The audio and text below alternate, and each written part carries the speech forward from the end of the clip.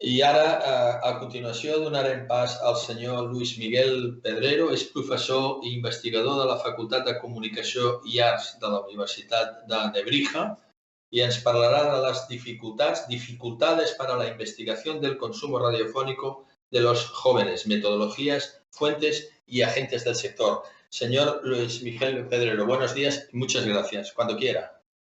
Bon día, Tothom. Buenos días, muchas gracias por la invitación y por la iniciativa también de esta jornada de reflexión y de contraste de pareceres en búsqueda de algo tan elemental como es recuperar la atención de jóvenes y de adolescentes hacia la radio. Me voy a apoyar en una presentación que les anticipo que tiene al final, está preparada para ser accesible a través de Internet y incluiré al final el enlace por si luego quieren consultarla. No sé si se puede ver ya para irla describiendo. Aquí está. La voy a articular en torno a 5 breves puntos. Podemos pasar si quieren, que intentan un poco, en primer lugar, contextualizar cuál es la realidad de la industria radiofónica desde la que venimos, que inevitablemente está marcando muchas de las lógicas sobre las que los jóvenes no solo no se quedan, sino se van, precisamente porque estamos en medio de un contexto digital. Será el segundo punto. Aquí expondremos esos indicadores y esas, constataciones de cuál es ahora mismo el hábito, el consumo y la actitud de los jóvenes hacia pues el ecosistema de ocio y entretenimiento. Veremos después cuáles son algunas de las realidades positivas y efectivas que ha adoptado la industria radiofónica en este nuevo entorno. También, en cuarto lugar, cuáles son las referencias que ha de tener en cuenta para seguir ese camino de transformación, fundamentalmente a partir del podcast y de las experiencias en nuevos dispositivos. Y una última y breve reflexión final sobre cuáles pueden ser los desafíos en este noble propósito de intentar que los jóvenes o los adolescentes incorporen el audio y la radio como parte de su dieta de consumo. Pasamos, por favor, entonces a esa primera transparencia, ese primer, marco o contexto sobre el que debemos situar de dónde venimos, que es de un entorno analógico basado en la competencia de cadenas, de ofertas de radio y televisión, fundamentalmente en términos de industrias culturales de edición continua, que planteaban la exigencia por parte del público de un consumo lineal, basado en la programación en directo, basado en la programación lineal, que solo se podía comercializar esa atención a través del consumo masivo y sincrónico. Y esa era esa atención la que se intercambiaba por la publicidad. Acabamos de escuchar claros ejemplos de cómo ha ido evolucionando justamente ese modelo. Y eso sí, y pasamos por favor, este modelo se basaba en tecnologías de distribución independientes, autónomas. Se puede ver claramente en esa imagen, creo que sinóptica, ¿no? A cada medio o a cada producto sonoro o visual o audiovisual su propia lógica, su propia cadena de valor, su propio sistema de distribución, de comercialización. Claro, en esa evolución de ese contexto analógico de todos los medios ha habido un eje fundamental de transformación que ha sido el de la tecnología. La tecnología ha actuado siempre como palanca de cambio en la televisión, en la música, en el cine, y ha sido la que ha ayudado a, por un lado, ir incorporando nuevos contenidos, también inevitablemente a modificar los hábitos de consumo de la audiencia en general, también de cada perfil de audiencia, adultos, jóvenes, y por supuesto son esas tecnologías las que han facilitado también el desarrollo de nuevas formas de financiarse y, por tanto, de nuevos modelos de negocio. Vamos a ver brevemente algunos ejemplos por fuera de la radio para que entendamos mejor cuál es el paso que todavía tiene pendiente este medio. A continuación, por favor, pasamos a ver cómo la televisión, en estos últimos 30 años, podríamos ir más atrás, pero bueno, ha tenido un contexto de evolución muy ligado a la evolución de los sistemas de distribución, que han ayudado también, como decíamos, a nuevos contenidos, a nuevas propuestas de géneros, de formatos, también a potenciar el mercado de la producción, ¿no? Es decir, no es solo una cuestión que también de pantallas, ¿no? De la televisión del cubo, el aparato, el clásico tradicional, a las pantallas tan finas que ahora mismo sirven de consumo televisivo y de otras tantas cosas, ¿no? También, por supuesto, los sistemas de distribución, la televisión vía satélite, la TDT. Claro, el mapa de la estructura de la televisión en nuestro país y en nuestro entorno ha cambiado fundamentalmente a partir de estos ejes de transformación, pero el resultado es que hay una hiperespecialización tanto en géneros, en formatos, en contenidos, como en empresas capaces de atender cada una de esas nuevas ofertas.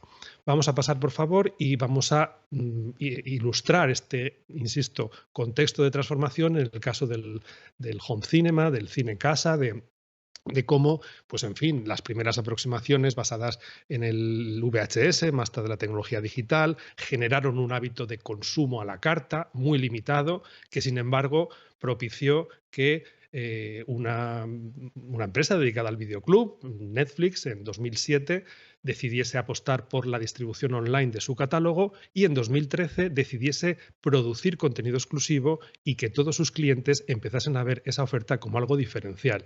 Parece un dato menor, pero estamos en el germen de algo que a todos nos parece hoy normal, que es esa oferta cada vez más extensa de plataformas que intentan competir justamente por un producto diferencial.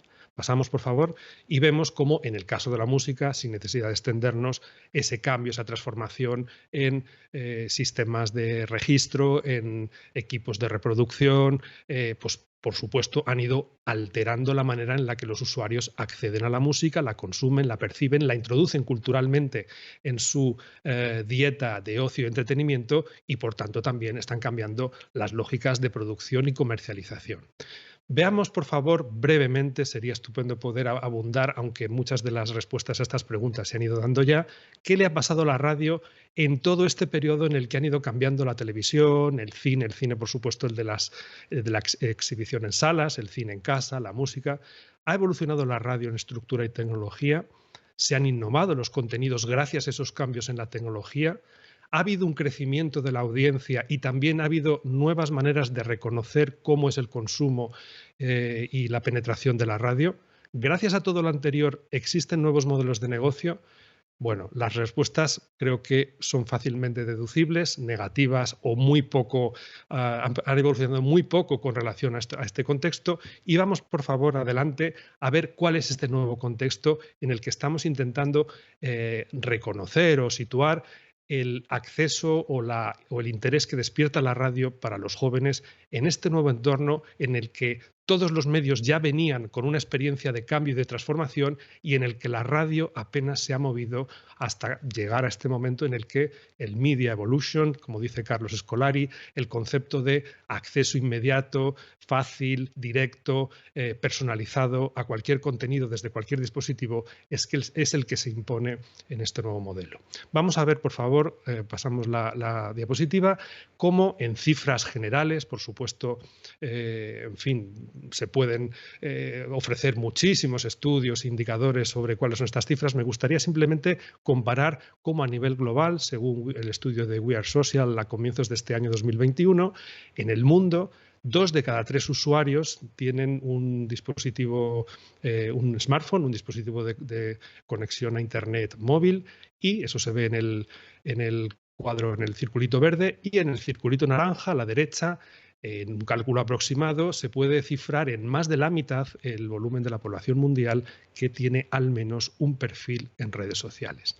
Vamos a pasar la transparencia y comparamos esos datos con los que en la misma fecha y el mismo estudio ofrece de España. Frente al 66% de penetración del smartphone en España, ese porcentaje se eleva al 116%. Hay muchos más smartphones que españoles. El estudio recoge datos a partir de 15 años de los internautas y fíjense, por favor, en el circulito naranja, donde se refleja que el porcentaje de la penetración de las redes sociales se eleva al 80%. 8 de cada 10 españoles, a partir de 15 años, tienen al menos un perfil en redes sociales. Este dato es incontestable. Me parece todavía más el que se puede ver a continuación en la siguiente página. No es de ahora, es del año 2017, pero ilustra de manera, yo creo, contundente lo que acabamos de comentar. España en 2017 era el país con mayor número de smartphones por habitante en el mundo y también era el que mostraba una penetración de redes sociales por persona mayor en el mundo. Hasta 6 perfiles en redes sociales tenemos los españoles. Lo que ocurre es que en aquella fecha nadie más que en España, nadie tenía más perfiles por habitante que nosotros. Vamos a ver cómo en un informe, en unos datos más actualizados, por favor, vemos la siguiente transparencia en el informe de IAB de 2021. No, este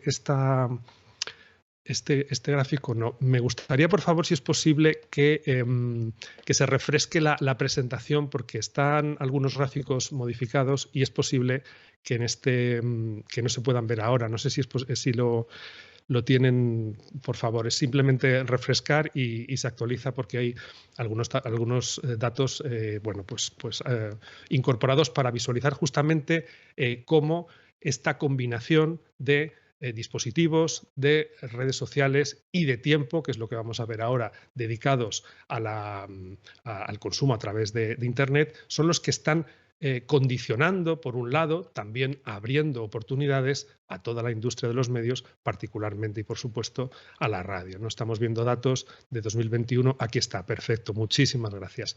Este es el estudio de IAB al que me refería. Aquí se están mostrando cuáles son las redes más utilizadas por la generación Z, la que está concitando nuestra atención esta mañana. Aquí vemos, por supuesto, WhatsApp, Facebook, YouTube, están evidentemente las más conocidas. Me parece interesante consignar cómo en la parte inferior ya aparecen 2 redes sociales de audio, que son Stereo y Clubhouse. Estamos ante un público, lo ha explicado muy bien David Fernández Quijada, con un público con unos valores, con unas inquietudes, con unas maneras de convivir y contactar con su entorno. Estamos ante un público que, digamos, tiene la socialidad, la socialización en el consumo de contenidos como un parámetro básico de acceso. Y vemos cómo el audio también es parte de este hábito y de esta actitud, y es algo que debemos tener en cuenta cuando empecemos a pensar en qué puede hacer la radio a la hora de acercarse y recuperar la atención de un público que, como vemos, dedica casi 1 hora y 3/4 de media al día a, digamos, interaccionar en redes sociales. Podemos pasar, por favor. Claro, la competencia en redes sociales, la competencia a través del smartphone en términos de opciones de ocio y entretenimiento es brutal. Es algo que se intenta cuantificar y a veces resulta hasta conmovedor, ¿no? Ver cómo año tras año hay un gráfico de una infógrafa norteamericana, Lori Lewis, que intenta sintetizar en 1 minuto cuáles son todos los estímulos o todas las interacciones que se viven en Internet, pues en redes sociales, en plataformas de vídeo, en plataformas de audio. Aquí he recogido la última, también se ve la de 2020, la de 2019, se podría ir hasta 2016, que es cuando empezaron, y claro, van cambiando los números y van cambiando de forma exponencial, ¿no? El número de horas que se ven en Netflix, el número de mensajes que se intercambian en una red de mensajería, el número de horas que se suben a YouTube, es cada vez más grande el volumen, es cada vez, como decía también antes, David, las horas siguen siendo las mismas, pero el catálogo de opciones de consumo de ocio y entretenimiento no para de crecer. Vamos, por tanto, a intentar concretar algunas ideas a partir de estas referencias, estas cifras. Pasamos, por favor, la diapositiva a continuación. Y una primera, y creo que más o menos queda clara a partir de lo mencionado, es la idea de que en este nuevo entorno digital, móvil y social, el paradigma, digamos, el vector de unión hacia todos estos informes y cifras es la idea de que el consumo mediático se basa ahora en estar conectados, en poder acceder al contenido sea cual sea el lugar desde donde yo estoy, incluso a no depender, por supuesto, de la linealidad. Yo puedo ver, escuchar, acceder al contenido cuando yo quiera, no me tienen que marcar un horario. Yo sé que esto es elemental, pero no tanto según qué industria sea la que estamos analizando, y hablamos de la radio, y por supuesto un contenido interactivo.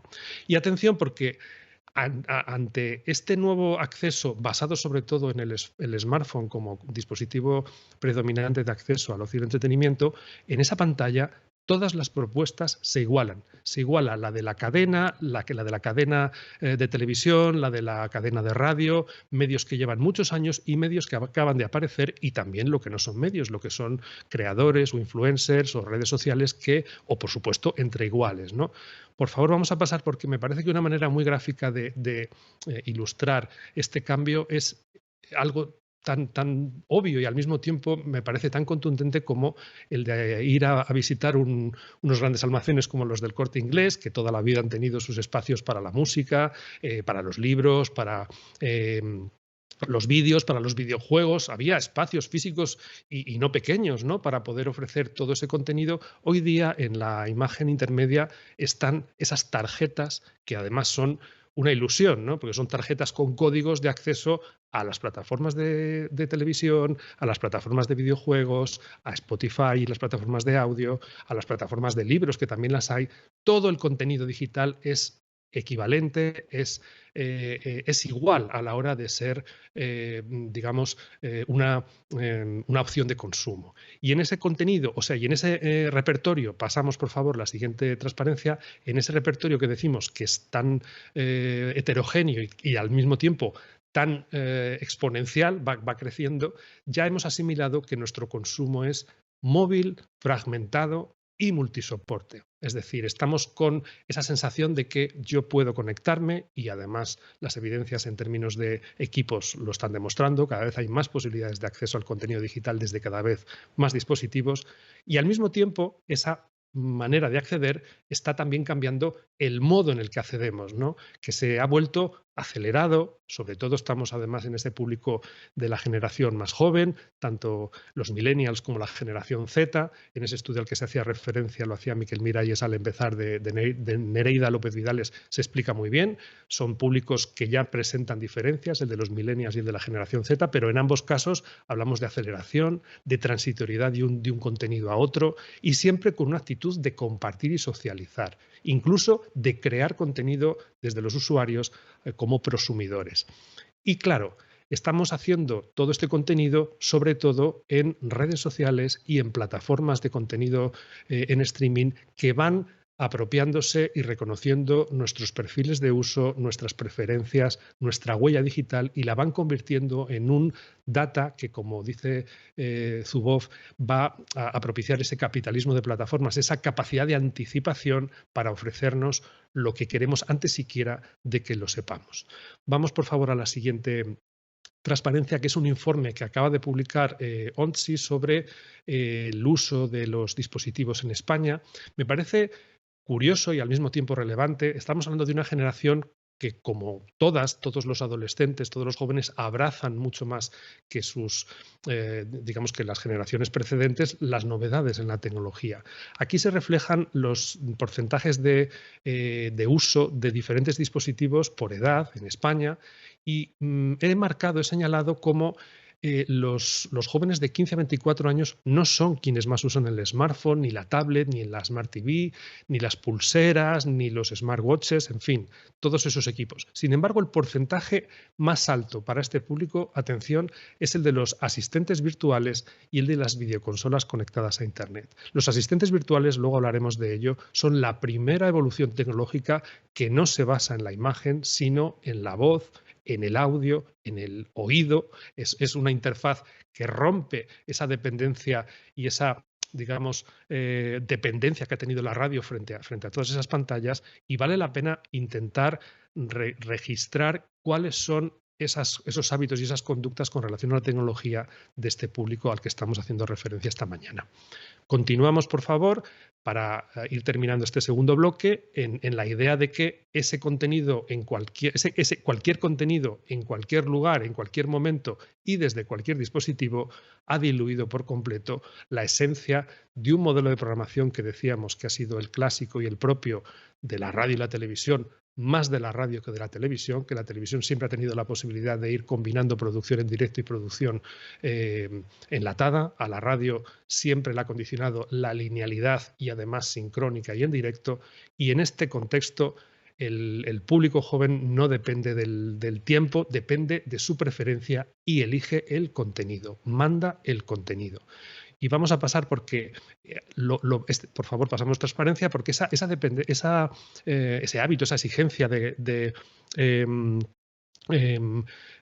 elegir y decidir cuándo, cómo y desde qué dispositivo está, bueno, pues redefiniendo cuáles son, lo ha explicado también antes David, con relación a las pautas y a los valores, está redefiniendo en quién confía, a quién atribuye credibilidad y, bueno, también, por supuesto, dónde se va moviendo. Hay noticias constantemente que demuestran hasta qué punto se va modificando ese hábito, esa manera de consumir contenido digital.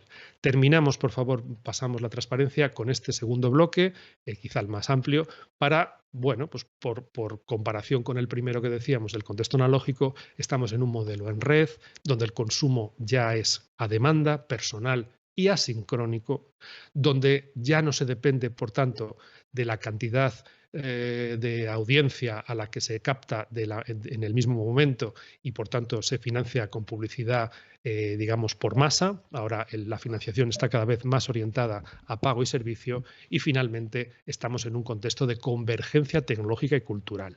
Pasamos porque vamos a ver de qué manera este nuevo contexto está afectando y cambiando a la radio y a todo lo que tiene que ver con el audio. El universo de opciones o el repertorio, el abanico de opciones del que ahora dispone un usuario para escuchar ha crecido exponencialmente desde que ha aparecido Internet y la radio perdió el monopolio de distribución del audio. Hay más contenidos, canales, se atiende a más públicos. Antes decía José Andrés Gabardo que el EGM no mide la audiencia menor de 14 años. Eso ha marcado que la radio haya dejado de tener contenido para menores de 14 años, pero hay radios online que se dirigen al público como Baby Radio de la edad desde 0 hasta 9 años. El efecto de este nuevo entorno de consumo sobre la industria del audio en general, de la radio en particular, y aquí simplemente mencionaban, retomo la presentación en este punto, se mencionaban algunos de esos efectos pues, que ha tenido consigo la aparición de Internet y la ruptura del monopolio en la distribución del audio que había mantenido la radio desde hace casi un siglo. Ahora mismo hay más contenidos sonoros disponibles a través de cada vez más canales. También hay públicos que antes no tenían su contenido y ahora sí. Empiezan a aparecer las maneras de financiar estos modos de distribución y de producción y distribución. Se flexibiliza mucho ese acceso al contenido, lo hemos mencionado ya, y también es remarcable la idea de que la escucha del audio en este entorno genera en los oyentes una mayor actitud de compromiso, de atención. Es posible que en este repertorio de tantas opciones hemos mencionado la transitoriedad, la aceleración, pero es verdad que cuando el oyente llega a un contenido básicamente a la carta, decide escucharlo y atiende mucho más a ese contenido que posiblemente cuando estábamos en esa linealidad de la radio tradicional. Pasamos y vemos un poco de manera resumida, de manera esquemática, son algunas de esas novedades en la radio. Hay 4 grandes cambios: la idea de la radio no lineal, la radio a la carta, la radio bajo demanda. Ojo que no todo eso equivale a podcast, como ahora mencionaremos, pero en fin, una nueva manera de consumir radio. También la radio visual. El hecho de que el smartphone sea el dispositivo de acceso genera una disrupción en el consumo. El smartphone es una pantalla, la pantalla interpela a la vista y el usuario la radio primero la tiene que ver antes de luego escucharla, y esa novedad, que no es pequeña, está costando, y es lógico, de ser integrada en un medio que se había basado hasta ahora siempre en la oralidad y en la escucha. La radio necesita y está aprovechando también el potencial de las redes sociales y además está utilizando las nuevas herramientas que proporciona el consumo desde dispositivos con pantalla y con posibilidad de interacción para completar o complementar la experiencia de escucha con otros elementos.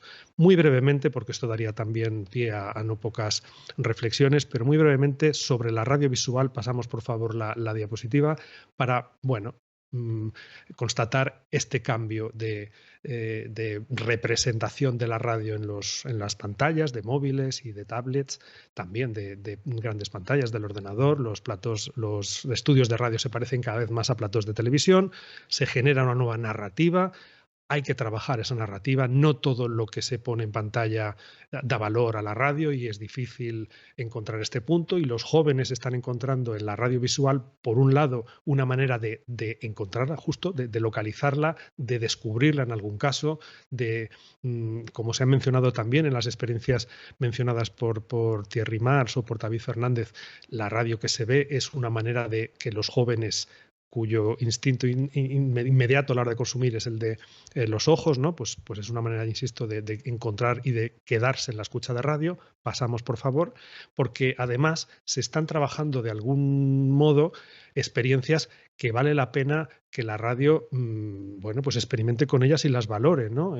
YouTube, que es una plataforma de vídeos, resulta que funciona muy bien para que los jóvenes de las generaciones, de la generación Z o de la generación millennial, escuchen y participen en el consumo de una transmisión como la de Tiempo de Juego, la de Carrusel Deportivo, porque, bueno, pues generan una interacción diferente. Hemos hablado de que importa mucho socializar, importa mucho interactuar, importa mucho hacer que el usuario sea parte del contenido, y esto se está consiguiendo en estas plataformas. O, cómo no, lo que se está haciendo en Twitch, que lo mismo que YouTube, no todo, digamos, puede resultar, no por estar, no vale solo con estar, hay que estar y además generar un contenido diferencial. Me parece modélica la experiencia que está poniendo en marcha Rubén Martín en COPE y en Twitch. Hay transmisiones que simultanea su presencia en uno y otro canal. Retransmite el partido para COPE y en los descansos o en momentos en los que no está en antena, les habla a sus seguidores en Twitch, hace sorteos, bueno, genera una dinámica de participación, y ahí el oyente, el joven oyente, está viendo Twitch, pero está asistiendo a un contenido de radio. Pasamos, por favor, y un siguiente elemento que decíamos de transformación de esa radio en este nuevo entorno es el de la radio guiada, el de las aplicaciones. Se ha hablado de las aplicaciones y creo que es un asunto sobre el que hay que poner mucho el foco. Es verdad que el smartphone es el nuevo receptor, es verdad que el acceso, aunque sea con el ojo, necesita de una aplicación, pero hay que hacer algo más que la aplicación. Hay muchas aplicaciones de radio cuyo acceso a la home equivale a acceder al programa en directo, como si trasladásemos simple y llanamente la radio del transistor a la radio de la app. La app no puede ser solo y, desde luego, preferentemente para, sobre todo, este público, el acceso a lo que está ahora mismo en antena. Tiene que facilitar, ahora veremos ejemplos, tiene que facilitar opciones, tiene que convertirse y simular las estrategias de las plataformas. Y una app de radio es, en principio, una app de contenidos, entre los cuales el directo es uno, que a veces será uno preferente y otras no. Y lo que no puede ser es que el oyente acceda a una radio, vea que lo primero que se le muestra es un programa en directo y decida que eso tal vez no sea lo que busca y se marche. Otra, adelante por favor, otra utilidad de las aplicaciones que también hay que trabajar y trabajar bien es el de las notificaciones push. La posibilidad de que una alerta que irrumpe y hasta cierto punto bueno, pues se convierte en un obstáculo en el consumo que hace el usuario de su pantalla, puede ser un incentivo para escuchar y puede ser una manera trabajada de convertir el tiempo de atención en tiempo de escucha. Y aquí las radios, unas más, otras menos, están avanzando, algunas, ojo, porque están convirtiendo las notificaciones simplemente en reclamos para visitar la web y no para escuchar, y este no debería ser el objetivo de la radio. Bien, vamos al cuarto y penúltimo punto, que es el de las referencias. En este contexto en el que la radio está adoptando algunas lógicas propias del entorno digital y otras las está todavía bueno, pues, imaginando o aprendiendo sin tener claras las formas de hacerlo de manera efectiva, la principal referencia es evidentemente el podcast. Lo acaba de mencionar ahora mismo el secretario. Es verdad que los jóvenes encuentran en este contenido de audio digital, nativo digital, están encontrando algo que se parece mucho más a sus maneras de comportarse, de consumir, de elegir y de socializar. Es una especie nueva, una especie mediática nueva, dicen Escolari o Jorge Carrión. Es evidentemente una combinación de tecnologías, la de en su momento la posibilidad de escuchar a través de dispositivos conectados con un sistema que actualiza automáticamente cualquier nuevo contenido, pero no nace en la radio el podcast, nace fuera de la radio y conviene que la radio piense muy bien si debe asimilar su producción y su centenaria marca al podcast o debe reivindicar otra cosa.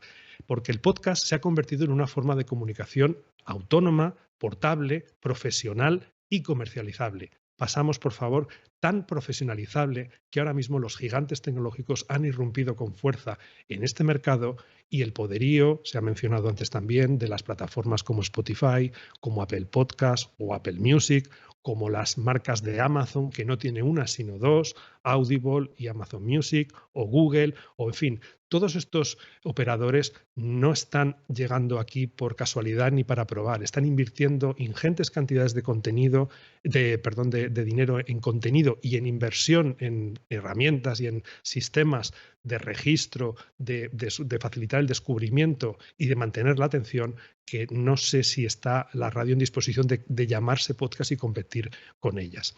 Pasamos, por favor.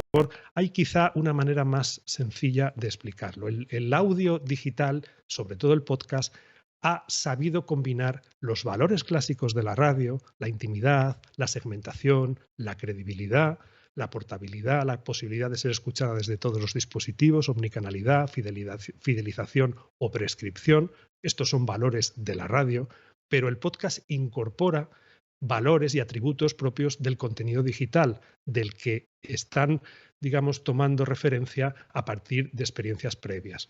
La usabilidad, la personalización, la capacidad de promocionarse en otro tipo de canales, nuevos modelos de negocio, el hecho de que haya aparecido este fenómeno de la audificación está llevando a que hasta las marcas de moda estén apostando por convertir los auriculares en un elemento de deseo y en un elemento de uso y por tanto de escucha, y también los asistentes o la narración transmedia. Eso iré a continuación.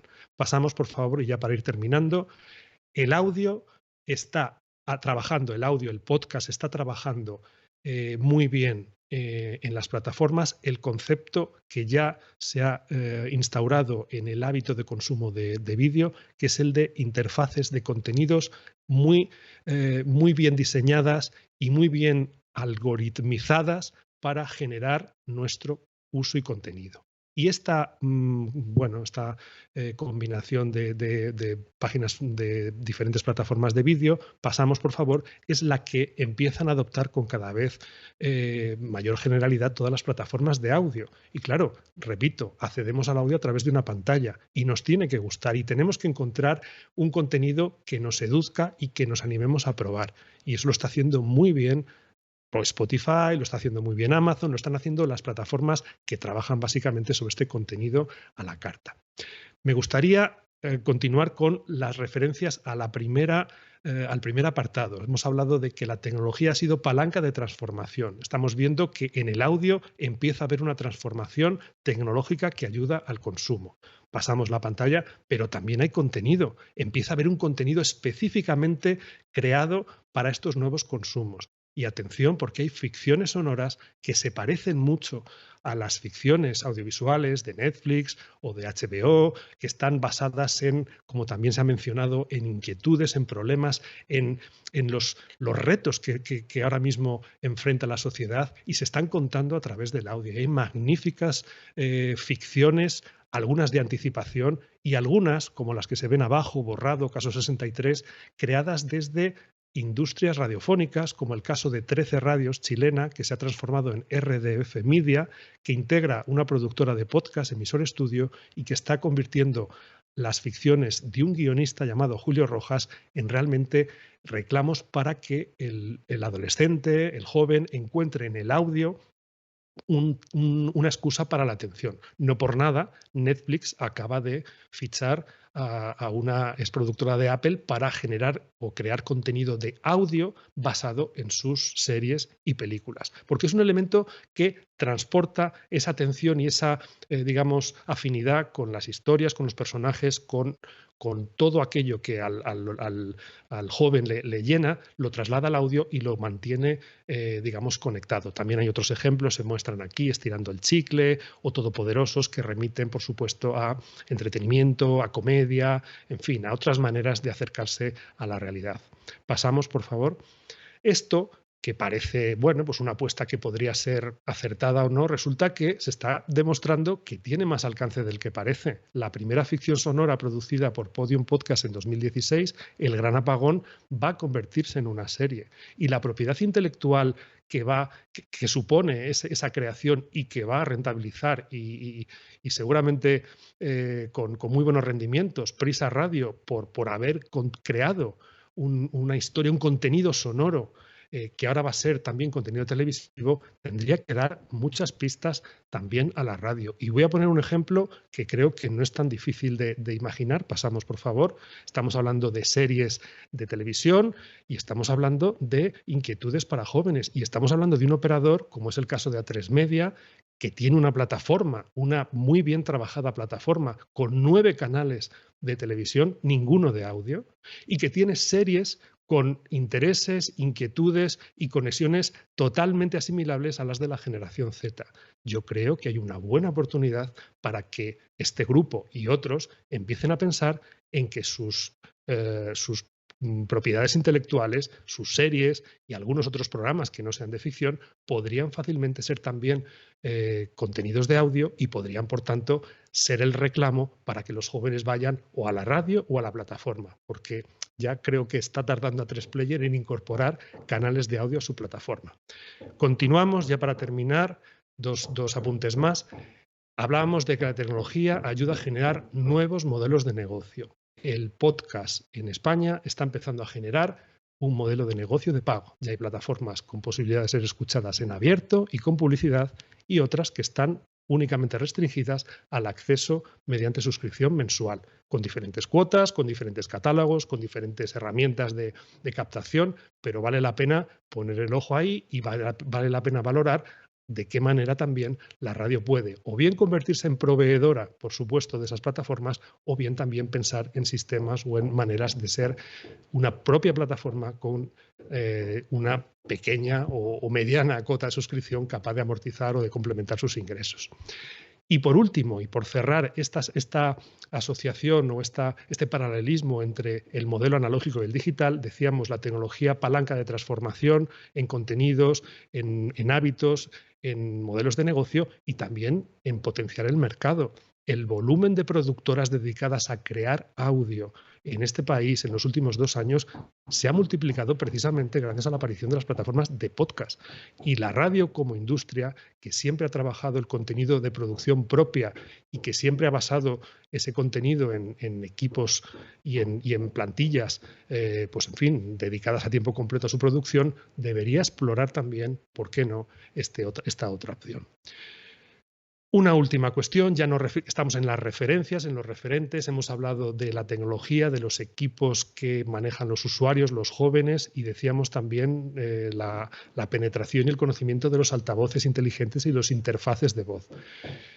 Alexa o Google Home o los dispositivos que permiten dialogar y pedir y escuchar contenido ya no son algo excepcional ni desde luego ya no son algo, en fin, al alcance de pocos. Los altavoces han llegado para quedarse y los interfaces de voz también. Y la cultura de relación con este dispositivo y con el contenido de este dispositivo es por primera vez en la historia de la radio un aliado. Y sin embargo, todos los experimentos o todas las experiencias que se están llevando a cabo con estos equipos, como se ve en esta imagen, son los últimos altavoces que ha lanzado Alexa en el Reino Unido, clarísimamente orientados a los niños, clarísimamente en búsqueda de captar ese hábito que no tienen. A los niños pequeños les damos desde que lo son pantallas, de repente aparecen equipos que generan su atención sonora, ese hábito de pedir, de escuchar. Ahí hay productoras y no es ninguna de radio. Valdría la pena que la radio empiece a trabajar el contenido y la estrategia de integración en los altavoces. Por último, y termino ya de verdad, ¿qué retos, qué desafíos, sobre qué bases se podría trabajar? Pasamos la diapositiva, la captación o el interés o la búsqueda de los jóvenes. Yo planteo estas 4 cuestiones. Hay que trabajar la difusión coordinada en la antena, en las redes y en Internet. Difusión coordinada significa que hay un contenido único, pero hay maneras diferentes de distribuirlo y de trabajarlo, y que, como se ve en el segundo punto, algunos de esos nuevos canales obligan a nuevos lenguajes, obligan a perfiles profesionales capaces de adornar o sumar o complementar el audio con otro tipo de elementos expresivos. Por supuesto, la industria necesita trabajar, potenciar, generar y consensuar nuevas métricas que computen todas las relaciones de los usuarios con el audio o con la marca que hace audio y también hace otros contenidos. Un vídeo de Tony Aguilar presentando el disco que es número 1 en los 40 en Instagram es un contenido de radio y está haciendo que la radio, la marca Los 40 y también Coca-Cola, que patrocina ese programa, esté llegando a un usuario. Y en algún sitio debería constar porque es también contenido de radio. Y en algún momento hace falta que los anunciantes, las marcas, sepan que la radio tiene mucho más alcance del que ahora se registra y de que eso obliga a nuevas maneras de computar y medir el consumo. Y por último, lo decía antes, nuevas maneras o nuevos perfiles profesionales que trabajen o que ayuden a que esta industria sea de verdad parte de este entorno tan disruptivo, tan diferente y al mismo tiempo tan exigente. En la siguiente y última diapositiva tienen el acceso a esta presentación, bit.ly/pedreroacr, habría que escribirlo así, y abajo tienen el enlace a un periódico semanal que edito con noticias e informes. Todos los que he utilizado en esta presentación están accesibles en ese enlace. Muchísimas gracias y a su disposición. Gracias, Luis Miguel, por tu presentación. Tenemos dos consultas, dos preguntas que queríamos hacerte. Una tiene que ver con el modelo de negocio, es decir, el contexto de estas presentaciones son de la Asociación Catalana de Radio que vive de la publicidad. Tú has abierto la expectativa hacia el modelo de pago. La pregunta es concretamente, ¿tú crees posible, crees viable para la radio en general, en el contexto cultural en que nos encontramos, el pago por oír? Y dos, ¿específicamente crees que es un modelo viable para la generación Z? Es decir, para nuestro interés en atraer a la generación Z. Esta pregunta hace 2, 3 años seguramente sería otra a la vista de las experiencias, pero estamos, insisto, en un momento en el que ya hay operadores de audio que cobran por escuchar. Que la radio trate de trabajar y de buscar contenidos o fórmulas que sean atractivas para seducir al público, ese es el reto. Mediaset y A3 Media son operadores de televisión en abierto, viven de publicidad, han competido siempre a partir de la captación sincrónica y masiva del público y han desarrollado 2 plataformas de contenido audiovisual de pago y están sumando entre ambas 600.000-700.000 usuarios que mes a mes están pagando esa suscripción. ¿Qué es lo que han hecho? Han apostado por contenido exclusivo, contenido diferencial, han apostado por estrategias que amplían y proyectan lo que muestran en sus programaciones en abierto y están trabajando y experimentando. No puede haber una respuesta categórica, pero desde luego no puede ser la respuesta negativa y no puede la radio no plantear alternativas que complementen su modelo basado exclusivamente en la publicidad. Y la última pregunta, has hablado de audificación, es decir, el audio está en auge, pero no así la escucha de radio como hemos podido comprobar en la sesión de hoy. La pregunta es si crees que estamos a tiempo de capitalizar que las empresas de audio, como somos las emisoras de radio, desde hace 100 años, ¿estamos aún a tiempo de capitalizar esta audificación? Por supuesto. Yo creo que es el tiempo en el que las empresas de radio tienen que hacer valer la experiencia de 100 años en un mercado en el que otros acaban de irrumpir y aparecer. La experiencia con el tratamiento del lenguaje sonoro que tiene la radio en los géneros, en los formatos, en fin, en la creatividad, en las maneras de complementar ese audio con otros elementos, eso no lo tienen las plataformas que acaban de llegar, que además subcontratan el contenido. Lo que pasa es que yo creo que la radio es normal, ha estado sujeta a esas lógicas que he descrito al principio, que son pues bueno, que están muy marcadas, pensar solo en la antena, pensar solo en el tiempo en directo, pensar solo en contenido que en muchos casos es fungible, es perecedero, ¿no? Es muy difícil que muchos de los contenidos que se emiten en antena luego puedan ser recuperados. Es un esfuerzo tremendo para la industria radiofónica empezar a pensar en digital, invertir en digital, trabajar todas estas lógicas que hemos comentado, pero a tiempos está y sobre todo hay elementos tecnológicos, insisto, los altavoces inteligentes, los asistentes de voz, a los que un usuario acude pensando en la radio. Yo escribí hace tiempo un artículo que se titulaba Los altavoces son para la radio. La marca radiofónica es mucho más conocida que muchos operadores que acaban de aparecer, pero como el usuario vaya al altavoz y pregunte por la radio y la radio no esté, va a buscar otro contenido y a lo mejor ya no vuelve a preguntar por la radio. Perfecto. Muchas gracias, Luis Miguel, por tu participación en esta jornada.